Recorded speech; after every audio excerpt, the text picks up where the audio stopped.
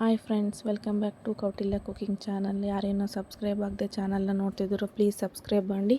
ನಾನಿಲ್ಲಿ ಅಕ್ಕಿ ರೊಟ್ಟಿಗೆ ಚಪಾತಿಗೆ ಕಾಂಬಿನೇಷನ್ ರೆಸಿಪಿ ತೋರಿಸ್ತಿದ್ದೀನಿ. ಕೊಬ್ಬರಿ ಚಟ್ನಿ ಮೊದಲು ಹಂಚು ಬಿಸಿ ಮಾಡಿಕೊಂಡು 4ರಿಂದ 5 ಹಸಿಮೆಣ್ಸಿಕಾಯಿ ಫ್ರೈ ಮಾಡ್ಕೊಂಡಿದ್ದೀನಿ.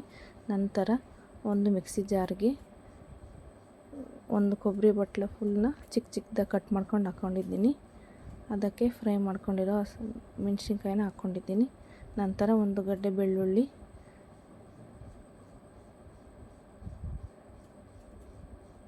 ನಂತರ ಸ್ವಲ್ಪ ಜೀರಿಗೆ, ಕೊತ್ತಂಬರಿ ಸೊಪ್ಪು, ಕರಿಬೇವಿನ ಸೊಪ್ಪು, ರುಚಿಗೆ ತಕ್ಕಷ್ಟು ಉಪ್ಪನ್ನು ಹಾಕಿ ನುಣ್ಣಗೆ ಮಿಕ್ಸಿ ಮಾಡ್ಕೋಬೇಕು.